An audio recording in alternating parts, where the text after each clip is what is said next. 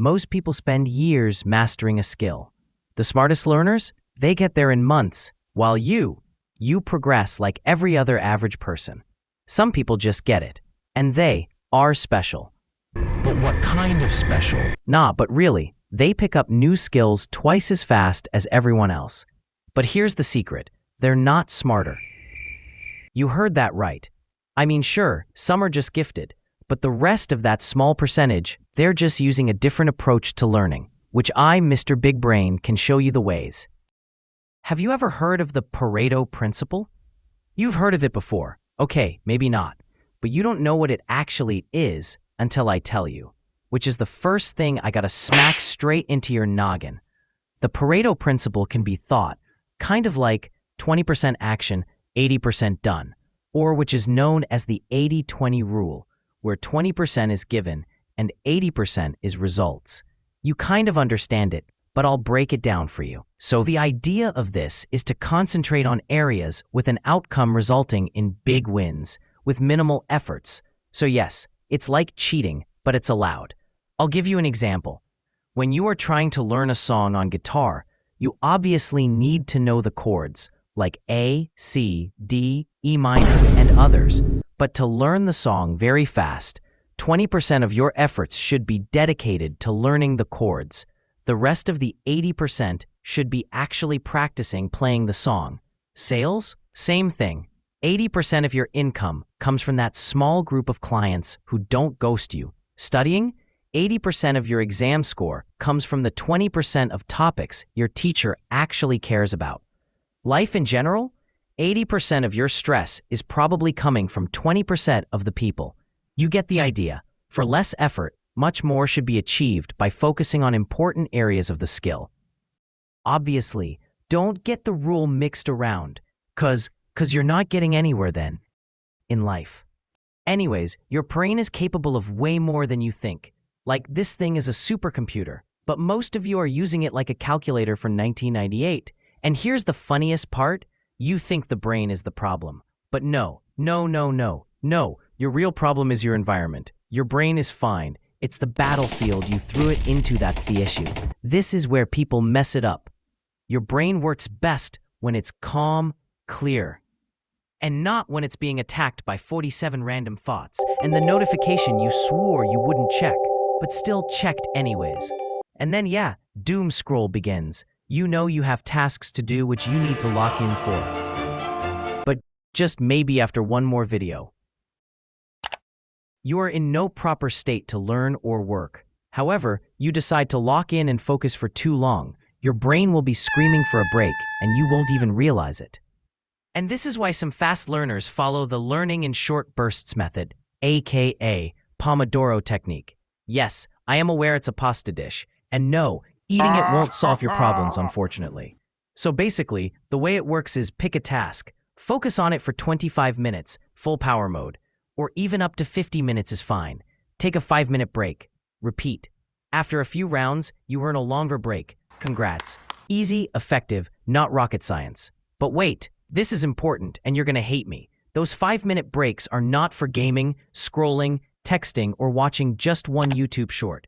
That's how you launch yourself into another doom scroll and destroy the next focus session before it even begins. Instead, use those breaks for boring stuff. Stretching, walking, staring at the wall knowing the pain of the next run. Anything that doesn't fry your dopamine. And just like the 80-20 rule, this technique works for basically everything. Studying, sports, projects, even gaming, if you're somehow disciplined enough to pause between matches. These rules are great and super effective, but without this next learning method, your other methods are almost useless, and it's honestly the most obvious thing ever, yet somehow, some of y'all still can't get it into your noggins. Stop mindless repetition. Start deliberate practice. Before the gym bros start crying, yes, getting your reps in matters. I'm not saying reps are useless, but if all you do is the same rep over and over, congrats. You're only getting better at doing that exact rep.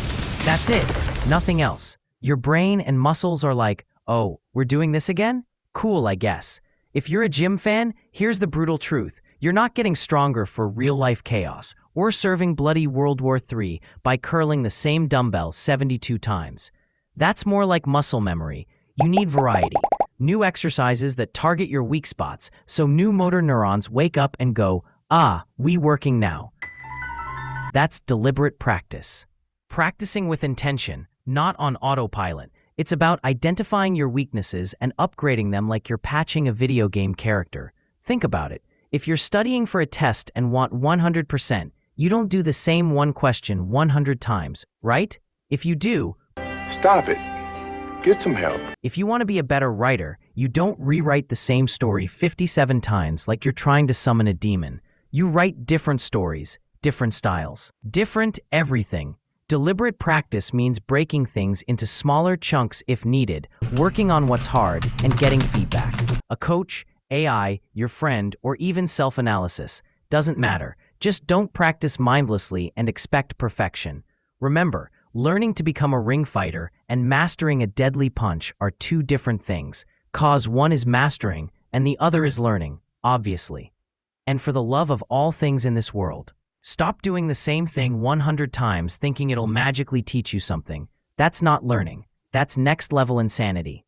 Once you kind of learn a skill, there's one extra step that almost everyone forgets, and skipping it is exactly why most people don't learn fast enough. Most people do the first step perfectly. They apply what they learned, like immediately after. Practice questions, experiments, trying the trick in a match. You know the deal. If you don't, well, now you know. But then comes the step everyone mysteriously ignores, like it's cursed or forbidden. Teach the skill to someone else. But Mr. Big Brain, I don't have anyone and it's cringy. I know. Bro, I just learned it. Why am I suddenly a professor? Relax. You don't need a classroom or a student loan system. Don't have anyone to teach? Easy. Explain it to your dog, your plant, your water bottle, a wall. Okay, maybe not the wall. It's just depressing, even for me.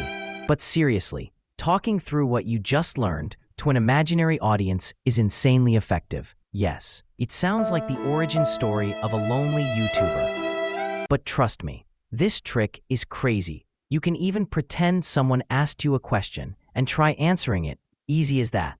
But why does this work? Because when you teach something, your brain goes, oh wait, I actually have to understand this, not just vibe with it, then forget. It forces clarity. It exposes what you surprisingly don't know, and it turns information into long-term memory. So yeah, learn, immediately apply, then teach. Become the fake teacher your imaginary students never asked for. All these methods are great. You've got the 80-20 rule, Pomodoro, deliberate practice, teaching others. But in my opinion, the most important one is actually the simplest, which is to just have some fun. Yeah, that's it. No secret ninja technique or anything, just fun. I know it doesn't sound magical or deep or big brain certified, but fun is way more effective than people realize. Think about it. When you enjoy learning a skill, you're automatically motivated. You focus better. You try harder. Your brain basically goes into Super Saiyan mode. But when you're miserable, your brain clocks out. If you've ever stared at a math problem for 20 minutes straight in a 2-hour class, wondering why your brain suddenly forgot how to think, that's what I'm talking about.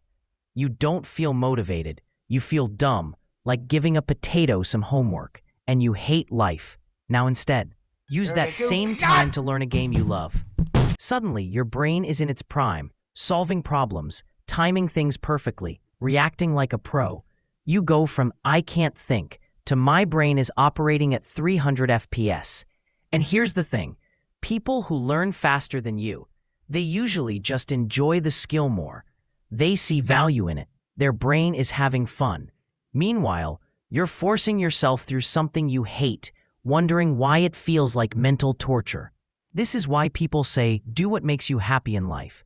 Not because it's cheesy motivational poster stuff, but because enjoying the process boosts learning like crazy. And if you don't enjoy something you have to learn, talking about calculus or science, the solution isn't to suffer. It's to make the learning process enjoyable. Make it competitive, reward yourself, make challenges, turn it into something fun and useful. It's that simple. Honestly, it shocks me that schools haven't figured this out yet. Imagine if learning felt like playing a game. Everyone would be geniuses by accident. And that's how you become a faster learner than 99% of people without being blessed by the universe. Take these strategies and actually use them. Don't just nod along like, yep, that makes sense, and then do absolutely nothing. Yes, that's you I'm talking about. And if your brain is still buffering, re-watch this video. No shame. Actually, I'll do you one better.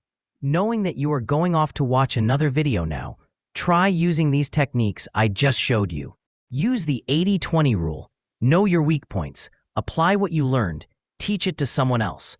Explain it to your friend or your emotional support dog. And yeah, just trust the big brain-looking dude and people might start calling you gifted. And you'll just smile like, yeah, totally genetics. Anyways, good luck.